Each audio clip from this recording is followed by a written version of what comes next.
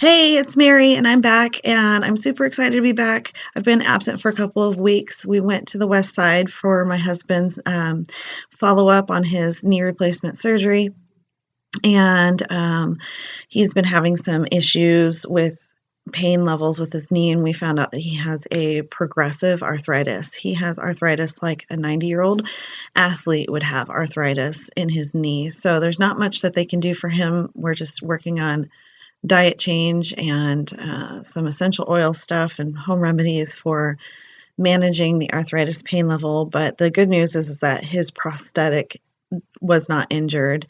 So that was really good news. Anyway, then we came home and I had a visitor for a few days from our hometown in Bellingham.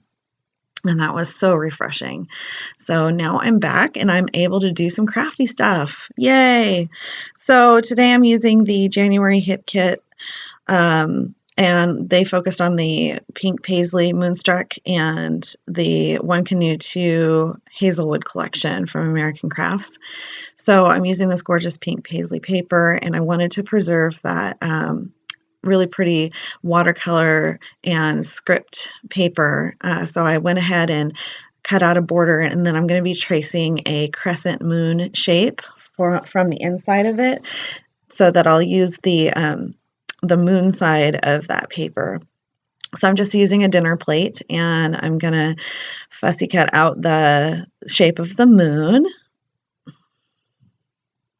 And this paper collection was just gorgeous. I still have some of my January hip kit to use, and I haven't even tapped into my February hip kit, and my March hip kit is going to be arriving probably next week. So I better get on it. Anyway, yeah, I really loved how this crescent moon looked, and I had debated on using the softer color on the other side, but I just went ahead and went for this bolder navy blue color with the moons on it. So I'm using a picture of my daughter, and she fell asleep in my arms when I was brushing her hair, and she hates it when I brush her hair because she has so many knots, and we've finally figured out how to brush her hair without it hurting and her screaming at me, and apparently it just put her right to sleep that day. So here I'm using some gesso and my camera cut out, but what I did is I just, gelatos. What I did was I just watered down my paper first, and then I put the gelatos on top of it with a packaging technique. So lots of people have done it like this. And then I went ahead and went around it with some black thread to kind of make that border pop. And now I'm going to be placing down my moon. I wanted to mimic that watercolor effect again in the background of this paper. And I knew that my embellishments were going to be taking up a lot of room, so I just went ahead and went crazy, and it turned out really, really pretty. So up top, when I was sewing, my paper kind of folded over, so just to hide that a little bit, I grabbed some pink embroidery floss, and I'm playing around with what to add onto that, and I really loved how this turned out. So I added a DIY embellishment that you guys saw me made in the Valentine's Day hacks that Kira and I did, and this is just a leather bow that I had made. So I'm going to stick that down on top. I'm debating on which bow to use, and I think I went with the lighter pink. Yep. So I'm sticking that down, and that just brought the perfect touch up to the top, I thought, and hid that mistake really, really well. So now I'm thinking, what should I hang off of the string? And there was this wood veneer, which was exclusive from Hip Kit Club, and it said follow your dreams on it, and I thought that works. So now it looks like the follow your dreams is just kind of hanging off of that crescent moon. So now I'm going to go ahead and back up my paper, and I brought in that watercolor pink paisley paper in again, and I'm going to back it with some vellum just to soften it up. I really wanted this to look soft and dreamlike. And I'm fussing around, getting down the placement. I wanted to kind of tuck that photo into that crescent moon. And so, yeah, that's what's going on here. Nothing much else but me fussing around. Now I'll go ahead and tie that off at the top there, and I'm going to glue it down with my fine liner. And in my fine line bottle, I have the Scotch quick dry adhesive, which I think is the tacky glue now. I can't remember what they call it. And then these cork shapes came in the hip kit as well. These cork clouds, and so I was playing around with where to put those, and I didn't want like too much on the left because I really wanted you to be able to see that it was a crescent moon. And I'm just rummaging through, trying to find some right pieces of ephemera to stick in there, and without making it look too crowded. I play around with this star shape, or what are the, like the compassy, what's it called? Navigational thing. I can't remember. Anyway, I play around with that for a minute, and I end up taking it, not using it in this layout. Even though it does look cute now that I look at it. Just lots of fiddling. That's what I do. I fiddle, fiddle, fiddle.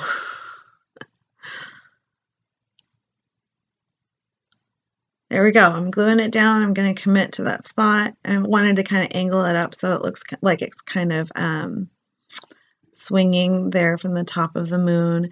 And then I didn't cut off the rest of my embroidery floss. Why is that so hard for me to say? I don't know. And I kind of just glued it down so where, you know, it looked like it was swaying with that wood veneer. I thought that gave it a really cute touch. And here I'm going looking for some stickers to stick on there, and I saw this yellow one. It said dreams on it, kind of figuring out where to place it. I didn't really want to cover up the tip of the moon. I think I ended up covering it up anyway, and then I stuck another sticker down. It said sweet on it, so now it says dream sweet, and that's what I say to Abby, dream sweet, as she's, you know, when I'm tucking her in, instead of sweet dreams, because I'm rebellious and I can't do things like other people, I guess. Dream sweet, that's what I say. So yeah, I'm just sticking down some more of these stickers from the One Canoe collection, and then I thought I might bring in some chipboard, but I decided against that. That's a little on the bottom label from my stash, and it says love this. I just needed to add in something to that bottom space because it felt like it needed something. And then these are some little flowers that I had fussy cut out previously from the journaling card. And to journal, I couldn't really figure out where I wanted to put the journaling. I didn't want to put it there on the bottom left. I felt like it would be too unbalanced. I didn't want to put it on the right next to the picture because I really wanted to follow that flow of that crescent shape. So what I ended up doing was taking this piece of ephemera, and it was like a lined card, and I didn't do it on the white because I didn't want it to be stark. I did it on this kind of like grayish green part. And I just cut them up into strips, and then I'm going to place it directly underneath the photo so that it doesn't kind of mess with that crescent flow that I've created. Yeah, so I really liked how that turned out, and I used ephemera in a new way, so that was pretty cool. So I'm just grabbing my little pick-me-up stick from the Silhouette tools and gluing that down.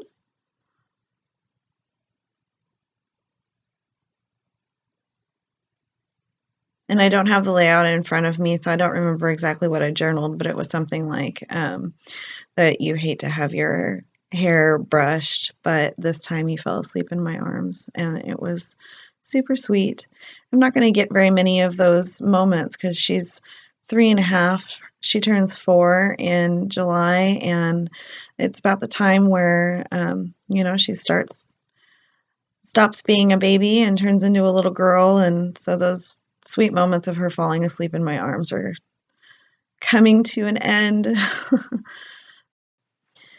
So I'm just taking some leftover butterfly punches that I had done in my previous layout of the 1 Canoe 2 paper, and instead of doing it with the floral side, I did it with the green gingham side, and it's a really soft green.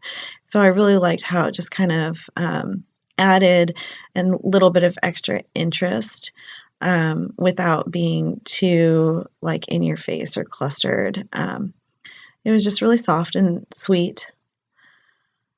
So I'm adding it onto the wood veneer, and I'm adding it around the little clusters that I've created. And that visual triangle is all tight around the photo there. So I'm just trying to add to the places where I created that visual triangle. So here I'm taking out my trusty spray box, and let's see if I don't get it on my desk this time. I think I need to figure out a new spray box, because every time that I go to like do the little drops on my creations, it's inevitable that it gets on my desk. And I'm using the Gold Heidi Swap Color Shine. I really liked how that looked.